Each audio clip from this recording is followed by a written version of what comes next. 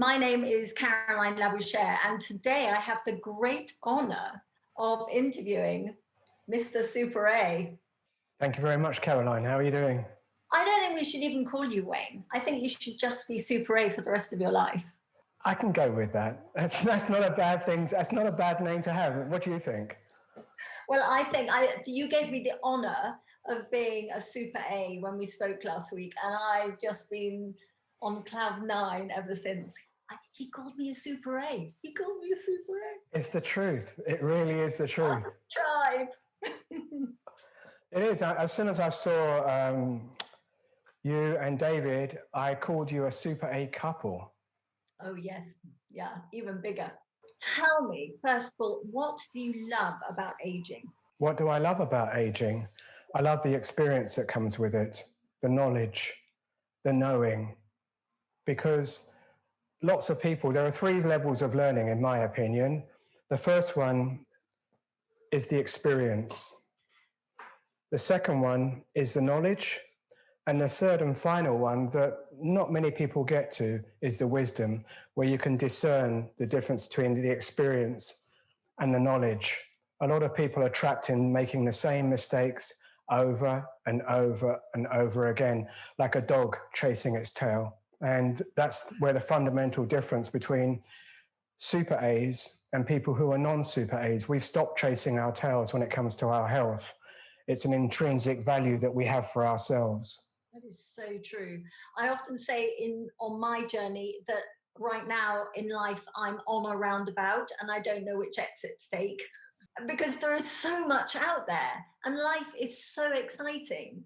It's just, where do you go? Where do you start making changes to help other people along the road? I think that for me, the ability that we have, and I'm sure that I've looked at your profile and you've traveled quite a bit in your life.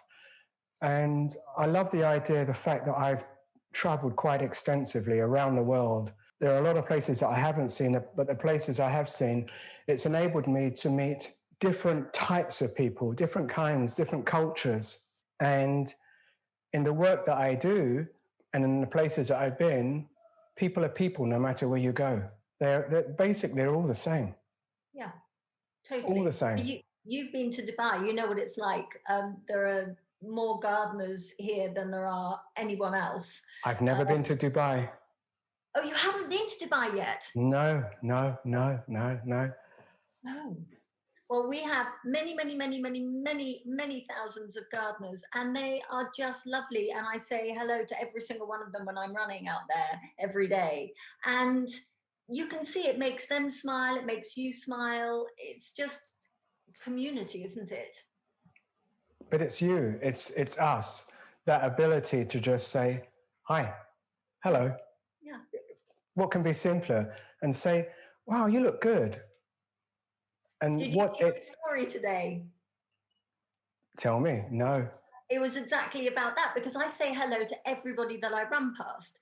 And, or I say, wow, your hair's great, I said to a grey-haired lady today, or your dogs are well behaved, or whatever it is. And I've realized that because if you're wearing a mask, if somebody says something to you and you don't quite pick it up and you keep walking, your brain then goes into lip reading mode and you turn around and say, oh, thank you. Well, I'm fortunate, Caroline, where I live, not far is the River Thames. So 5 minutes, 10 minutes from my house, I've got the most amazing walk along the River Thames from Putney through to Barnes. 9 out of 10 people are not wearing a mask. Wow. So there is that connection where you are saying hello to one another, the occasional smile. Nice. And it is nice. And I consider myself to be quite lucky to be able to be in such beautiful surroundings in nature. Yes. And I think that people forget how beautiful nature is. Yes. And when you connect back with nature, it makes you feel, it kicks in those endorphins and reinvigorates you. And I think that's a very important component about how people live their lives, of actually going back to nature. Because a lot of people rely on things to keep them happy. It could be a car, it could be a watch, it could be some nice clothes. I quite like some things.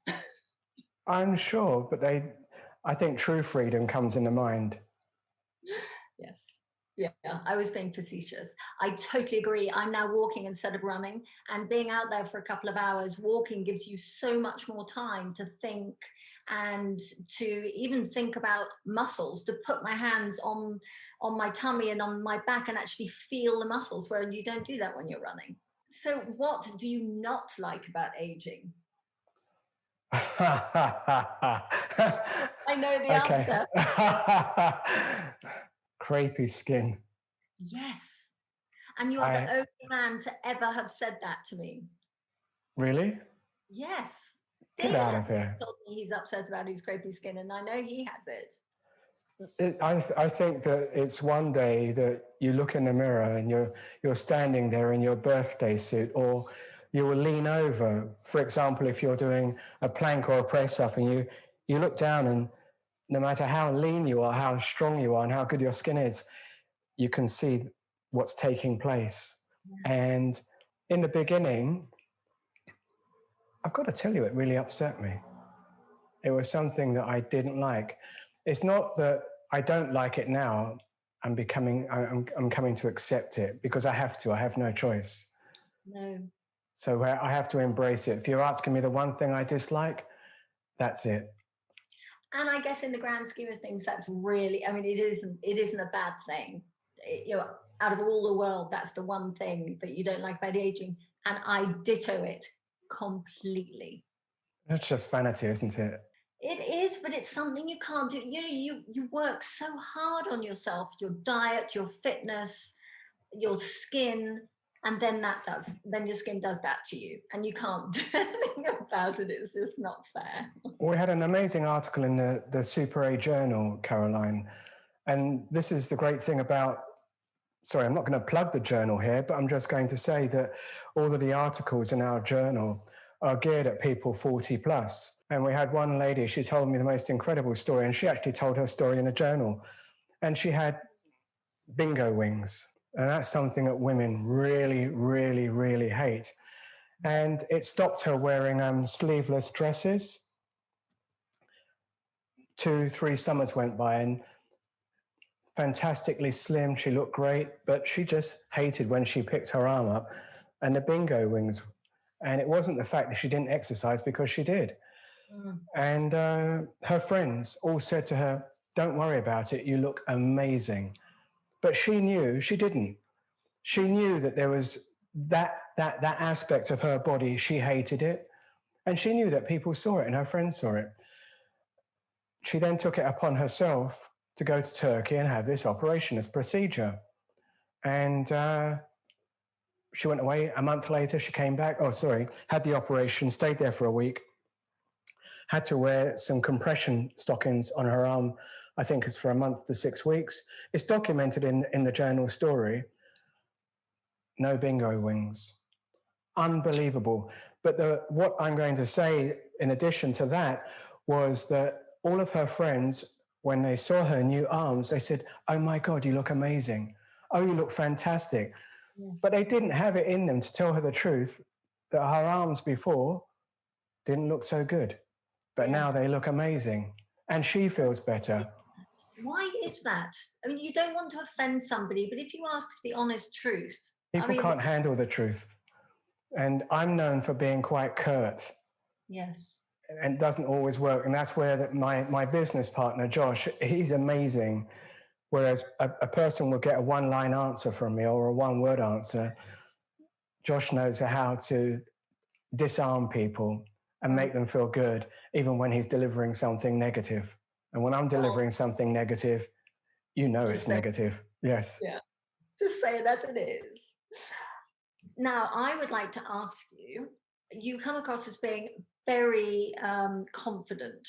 Have you always been confident? And on top of that, do you still have moments of self-doubt? Have I always been confident? Yes. In a word, I have. If I think back to my childhood and where I am now, confidence is something that I haven't really lacked. Self-doubt, for sure. And I believe that the confidence came from having responsibilities from an early age. I had responsibilities. I grew up in a single parent family, mother, 3 boys, and there was a big age difference between my older brother and myself of 12, my late older brother and myself of 12 years. And he left to get married when I think he was about 19, 20. So with that 12-year gap, there was me as the man of the house for my mother at the age of 10. And I had responsibilities because she had to work all hours. She had 3 jobs. She didn't have time for shopping. She didn't have time for looking after my younger brother at the time, who was 2. There's 7 years difference between us. And so I had responsibilities. And she gave me a lot of responsibilities, and that in turn gave me confidence. So confidence, and it grew. And in every job that I did, when I first started out in my profession in magazines, I always knew where I wanted to be. I remember starting out, and in a magazine, I was listed as a design assistant. And I thought, who's at the top of the list? And I saw an art director, creative director. And I said, that's where I want to be. And so I worked my way to being an art director, a creative director. From there, I thought, well, I don't just want to work for a magazine, I want to own a magazine.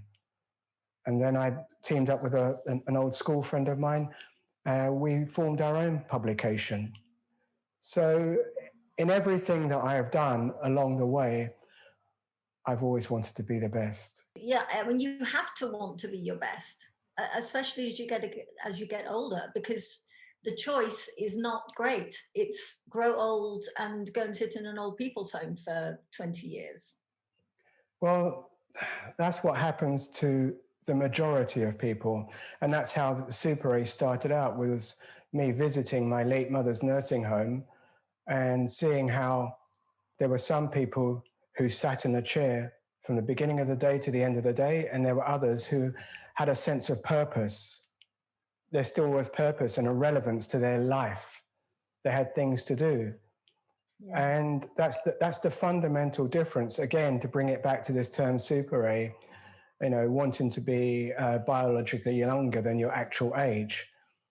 And that was a difference that I saw in a nursing home. I saw people 80s, 90s, who are very sprightly, and I saw people in their late 70s looking decrepit. Yeah. And I know that that's not what I want. I know that the people I gravitate to, that's not what they want either. And you can choose your friends, but you can't choose your family. There is a true, that's very true. But we also have friends that we've had from years that still remain our friends, but we're just on a different path right now. Yeah. And they don't share the same values as I share. So I've gravitated more to people that share my values. It doesn't mean that my old friends are no longer still my good friends. They're still my good friends. Yes. But our purpose in life is different. Yes. And I'm not saying that mine is better than theirs.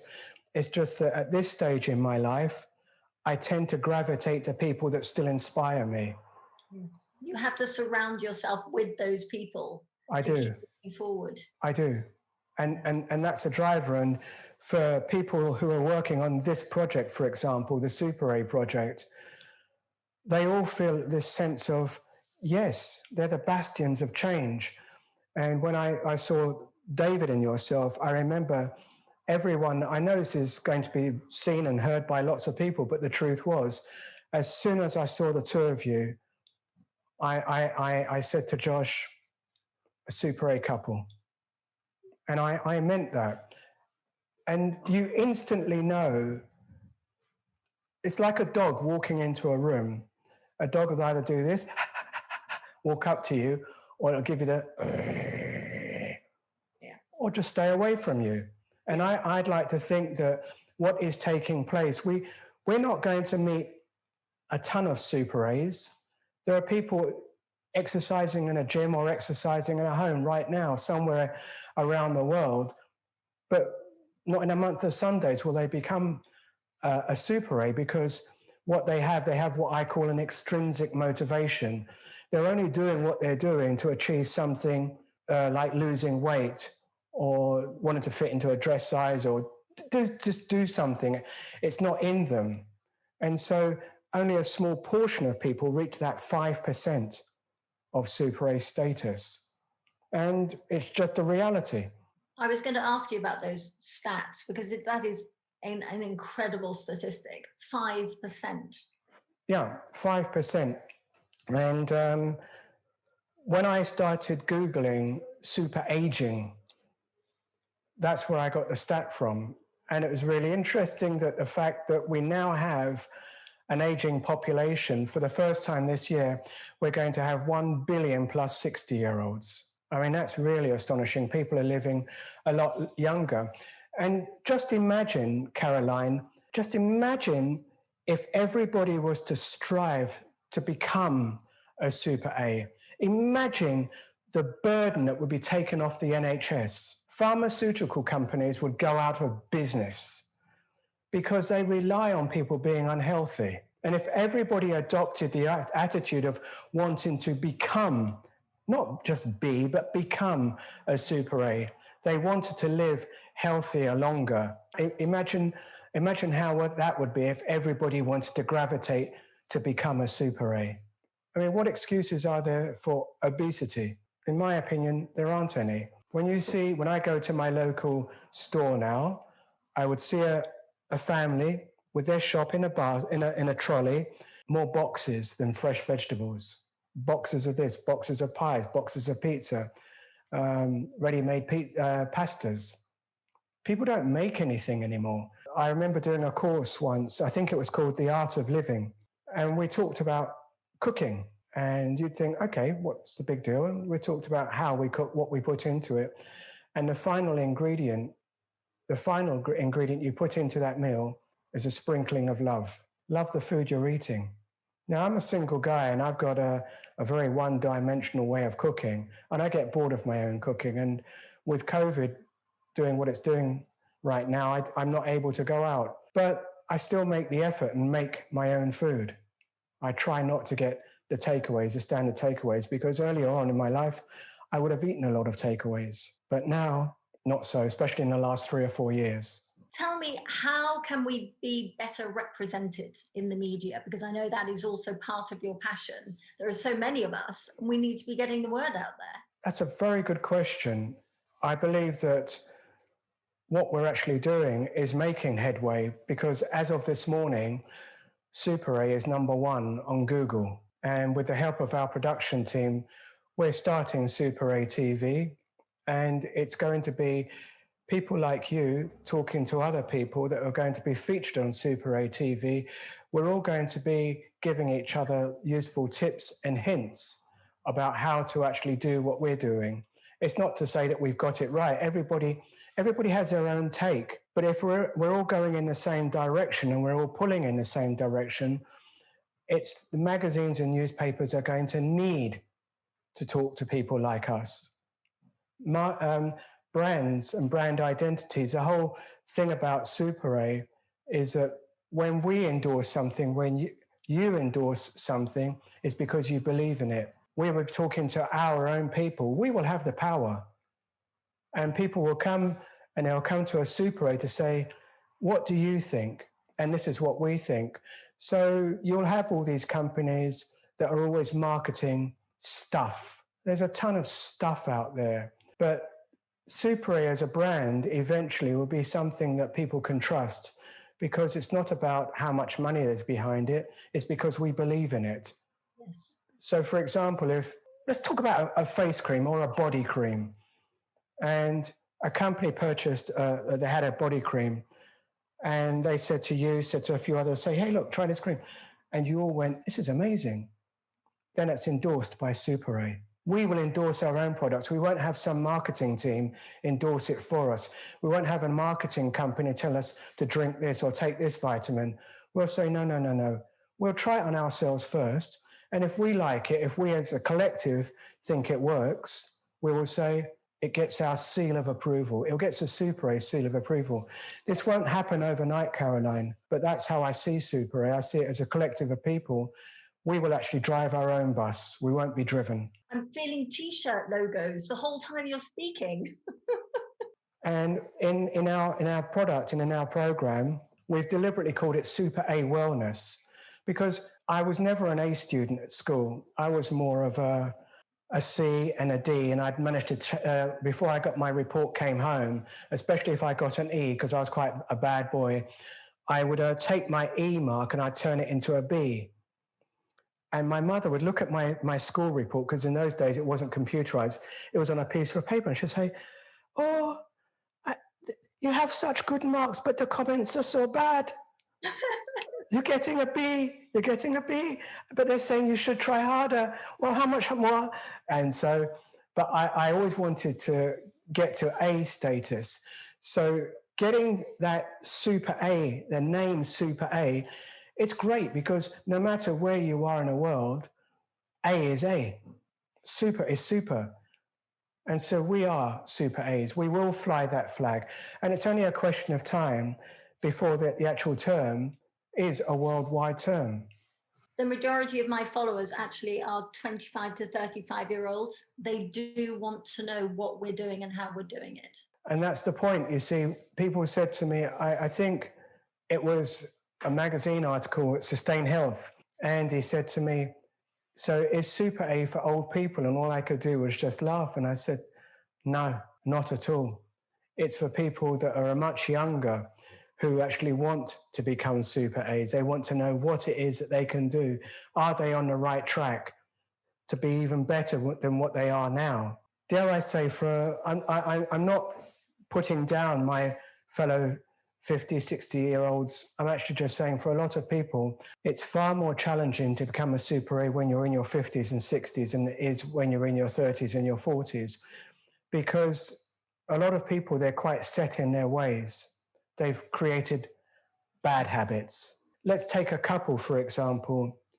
If either the man or the woman, they say, "I want to get fitter, healthier," the other partner would feel, "Oh, I don't feel comfortable with this." And so they're always dragging them back. "What's this we're eating? Why aren't you eating with me? Oh, come on, have another glass of wine with me." And it's very, very difficult for the wife or the husband to actually say, "I don't want to do that anymore," because they spent a lifetime together. Yes. And now suddenly you're making me feel uncomfortable, when really they should be saying to each other and supporting one another. So it becomes far more difficult for people that have had a lifetime together to break out of that habit, because you're always pulled back in. For example, if one person smokes marijuana, or there's a couple that smoke marijuana and one decides to give up and says, "I don't want to smoke anymore." But the other one's still sitting there smoking. The other one's doing their best not to, but they're drawn back in. They go into a social circles that drink heavily. "Oh, go on, just have one more drink." It's very, very difficult. So our message, it's clear for other people. I mean, for me at the age I am an example to my friends and to the people that are around me, but I'm an even bigger example to the younger generation, because I'm leading by example. It's not to say that I didn't have, at times in my life, a pretty debauched life in eating badly, behaving badly, but ultimately, even if I went out partying all night the night before, I'd still be in the gym the next day. Or if I was out and I was indulging, I would know when to say no. I reached a cutoff point. Discipline. And a lot of people don't have self-discipline. But in your 50s, it's kind of the time where you can recreate yourself better than any other age, because you've had your children, presumably, and moved on, and you're suddenly alone or you're with your partner, and it's up to you to decide how you want to live the rest of your life. But that decision is there for everyone. But some people, as I said before, they become quite complacent. Because it takes hard work every single day. You have to think about it. It has to be a conscious decision, doesn't it? Yes, it is, because your body mass, your muscle mass is going down, your fat is going up, your bone density. You have to work at these things. I was working out of a spa for 5 years doing talks. 95% of the audience were female. And I'll never forget a lady at the back of the rooms. She sat down there. She said, 20 or 30 women, and there I was in front. And she said, yeah. I've, stuck her arm. Yeah. I've heard all of this before. And you could see it. She's a seasoned spa visitor. And she said, well, it's all well and good you saying about losing weight and doing this. How long is it going to take me to get rid of this? And I thought, oh, you shouldn't have asked me that. I'm the last person you should ask. So I looked at her and looked in the eye, and as I said to you, there's 20 or 30 women. I said, how long has it taken you to get like that? She said, all my life. I said, there's your answer. It's going to take you the rest of your life to lose it. And it was really that simple. It's not something, because the other women in there went like this, she didn't take too kindly to my answer, but it was the truth. It's what I teach and what Super A's are teaching other people. This isn't a 4-week body transformation course. This isn't a 6-week diet course. This is a life course. Yeah, the rest of your life. And this is what Super A's are teaching people. It's something that you're going to be doing for the rest of your life. You won't stop next month or next year. You carry on doing it for the rest of your life. Create new habits and good habits. Can I ask you one more question before we wrap this up? What would your billboard say if you had a billboard in London? What would it tell people? Become a Super A. Slow the aging process. Perfect. Well, I hope that you have that billboard one day. It will be there. Thank you very much, Caroline. Thank you so much for your time. I hope to get to meet you sometime. I'm sure it will happen.